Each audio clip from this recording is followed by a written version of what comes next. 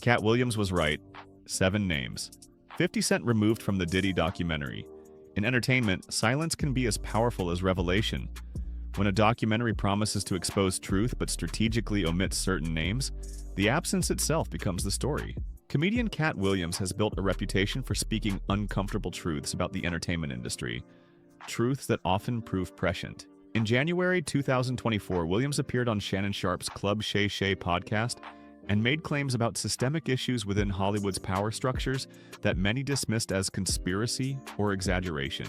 Months later, as federal investigations unfolded, and 50 Cent announced his documentary project examining Sean Diddy Combs, Williams' observations took on new significance. This investigation examines what happens when commercial interests, legal exposure, and industry relationships collide with documentary filmmaking. It's about the 7 names that, according to industry sources and investigative reporters, were conspicuously absent from 50 Cent's highly anticipated Netflix documentary, and why their omission matters far beyond celebrity gossip. This is a story about power, protection, and the limits of truth-telling when billions of dollars and decades-long relationships hang in the balance. Background: the documentary that wasn't 3 minutes. In December 2024, Curtis 50 Cent Jackson announced that his production company, G-Unit Film and Television, had secured a deal with Netflix to produce a multi-part documentary examining the allegations against Sean Combs. The announcement came months after federal authorities arrested Combs on charges including racketeering conspiracy, sex trafficking, and transportation to engage in prostitution. 50 Cent positioned the project as an unflinching examination of abuse, power, and accountability in the music industry. On social media, he suggested the documentary would expose systemic problems that had been ignored for decades.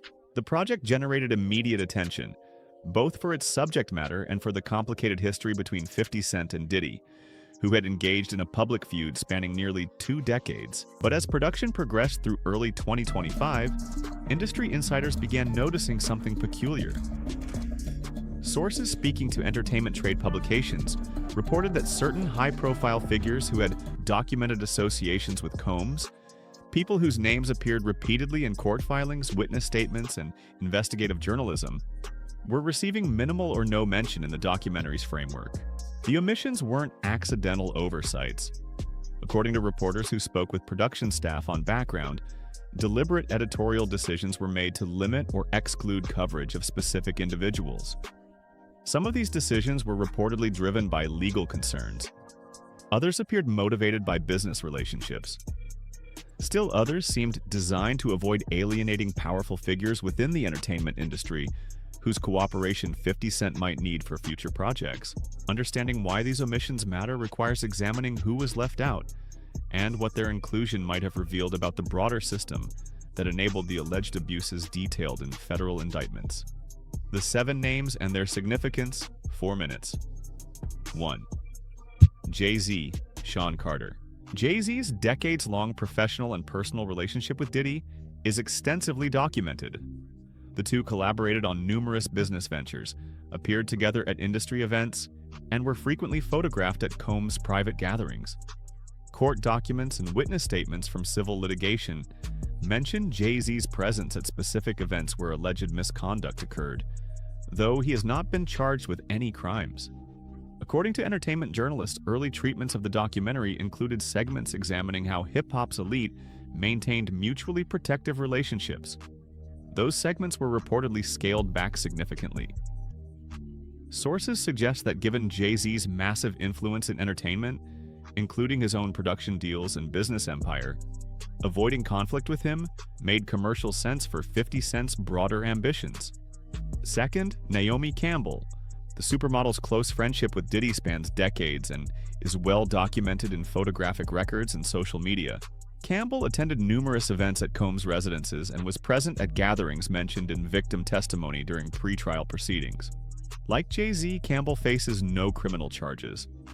Entertainment reporters note that Campbell's inclusion would have required examining the role that celebrities, particularly those without direct involvement in alleged crimes, played in normalizing or providing social cover for Combs' lifestyle. That examination would have implicated dozens of A-list figures, potentially making the documentary legally and commercially untenable. 3. Leonardo DiCaprio. DiCaprio's attendance at Combs' legendary parties, particularly the annual White Parties in the Hamptons and Miami, is extensively photographed. Federal prosecutors, according to court filings, have examined these events as part of their investigation into whether Combs used his social influence to facilitate or conceal alleged criminal behavior. Sources familiar with the documentary's production told trade publications that segments discussing DiCaprio were removed after legal review. The actor has never been accused of wrongdoing and has not commented on the Combs case. However, his presence at events under federal scrutiny would have raised questions about what guests observed and whether anyone intervened to stop alleged abuses. Fourth, Clive Davis. Davis, the legendary music executive who signed Diddy to Arista Records and helped launch Bad Boy Entertainment, represents an older generation of industry power. His mentorship was crucial to Combs' rise. Federal investigations reportedly examined whether senior executives at record labels were aware of behavioral patterns that might have warranted intervention. According to industry sources, Davis was initially featured in documentary segments exploring how Combs acquired and maintained power within the music business. Those segments were substantially reduced. Legal experts suggest that examining Davis's role too closely could have opened questions about corporate liability and what executives knew about artists' conduct.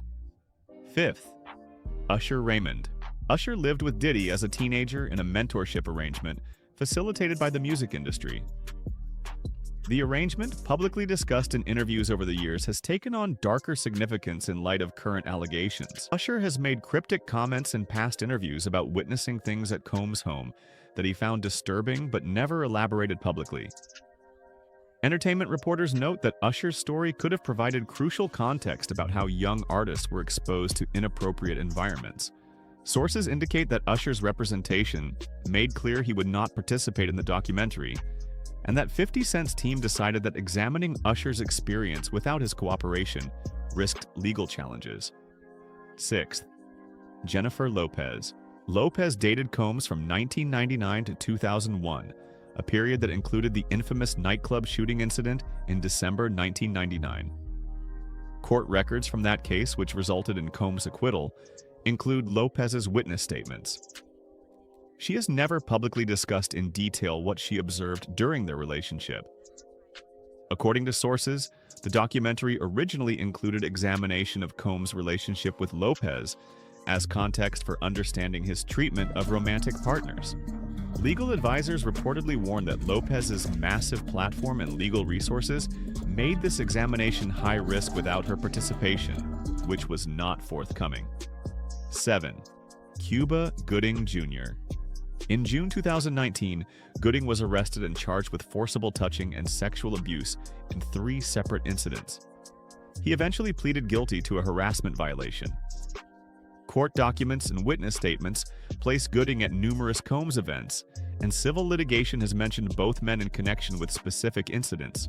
Entertainment journalists report that Gooding was initially included in segments examining the broader culture of misconduct within entertainment industry social circles.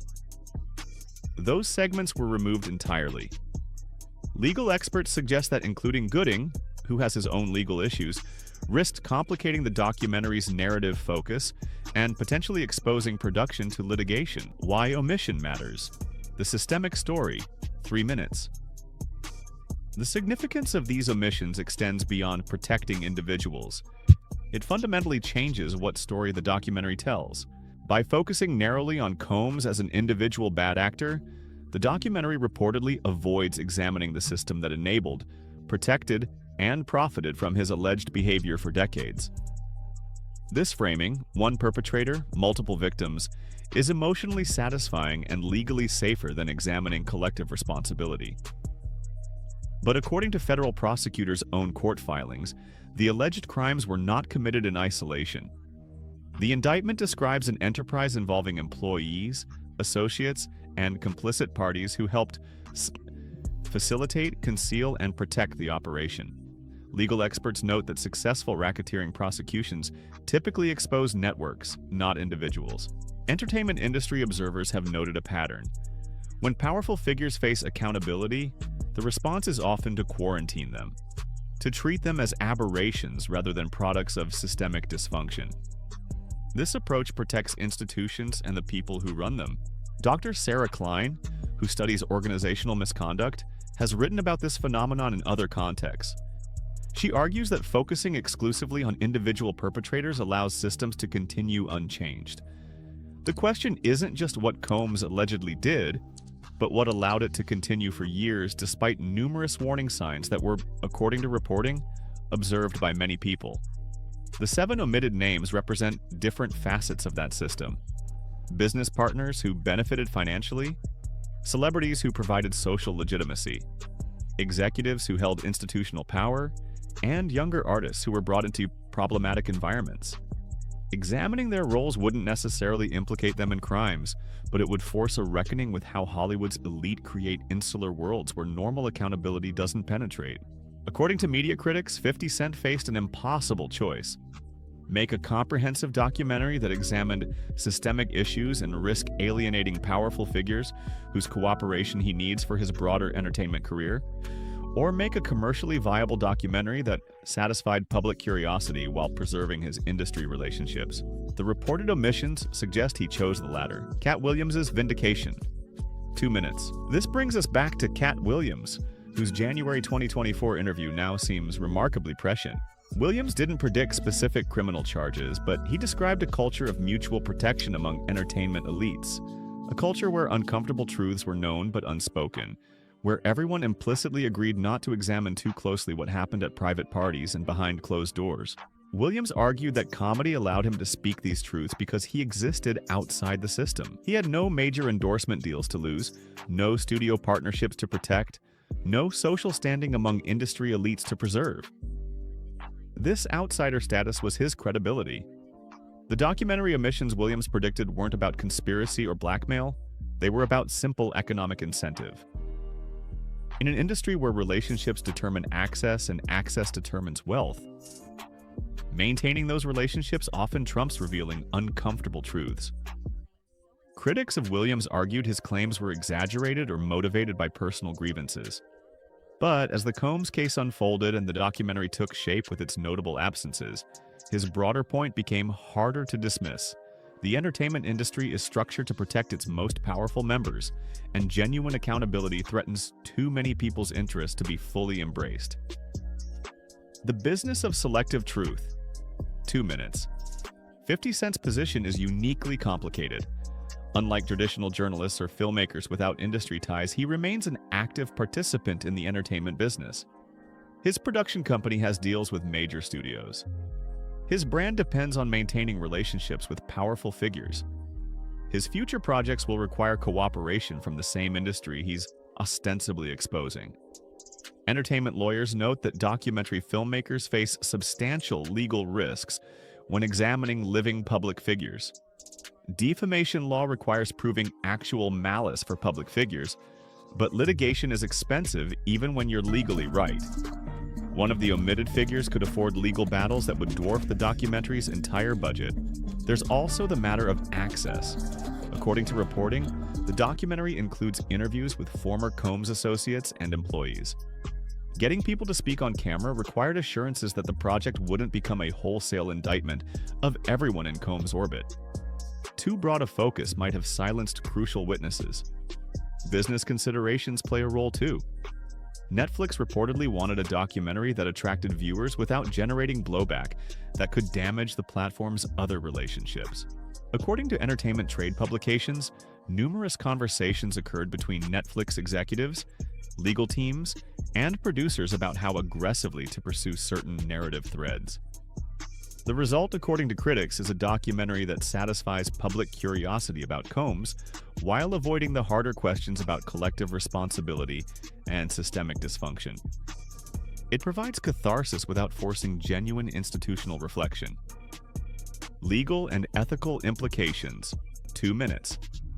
Legal experts emphasize that omitting names from a documentary isn't inherently wrong or unethical. Filmmakers make editorial choices constantly, and not every associated person is relevant to every story. The question is whether the omissions distort the truth or serve interests beyond editorial judgment. According to media ethicists, transparency is key. If a documentary presents itself as a comprehensive examination, but strategically avoids examining certain individuals because of commercial or legal concerns, viewers deserve to know that limitation. Some observers argue the documentary should have been more modest in its claims, positioned as an examination of specific allegations rather than a definitive account. That framing would have made omissions less problematic. Others contend that any documentary about Combs produced by someone still active in the entertainment industry faces inherent conflicts of interest that can't be resolved. They argue these stories require independent journalists without industry entanglements. Federal prosecutors, for their part, don't rely on documentaries to make their case. The criminal justice system proceeds based on evidence, witness testimony, and legal standards. Whether 50 Cent includes or excludes particular names has no bearing on legal proceedings. But public understanding does matter. These cases unfold in a social context where cultural narratives shape how we think about justice, accountability, and power. When documentaries that claim to expose truth instead reinforce selective disclosure, they risk perpetuating the very dynamics they claim to challenge. Conclusion: the price of truth. 2 minutes. The 7 names reportedly removed from 50 Cent's Diddy documentary reveal something fundamental about power in American entertainment. Some truths are simply too expensive to tell completely. This isn't about conspiracy or cover-up in the traditional sense. It's about the mundane reality that people who depend on an industry for their livelihood rarely burn down that industry's power structures, even when exposing misconduct. The incentives run the other way. Katt Williams understood this dynamic because he'd chosen to exist outside it. His January 2024 comments weren't prophecy. They were observation of how power protects itself through social and economic pressure rather than overt coercion. The criminal case against Sean Combs will proceed regardless of what any documentary includes or excludes. Federal prosecutors have their evidence. Victims will have their day in court. The justice system, however imperfect, will determine guilt or innocence according to law. But the broader cultural reckoning, the examination of how entertainment's elite enabled, ignored, or profited from alleged abuse, remains incomplete. That reckoning would require people currently inside the system to risk their positions by implicating the network of relationships that sustain their careers. Few are willing to pay that price. So we get documentaries that tell part of the truth, carefully crafted to satisfy curiosity without threatening too many powerful interests. We get viral moments and social media commentary that create the appearance of accountability without its substance.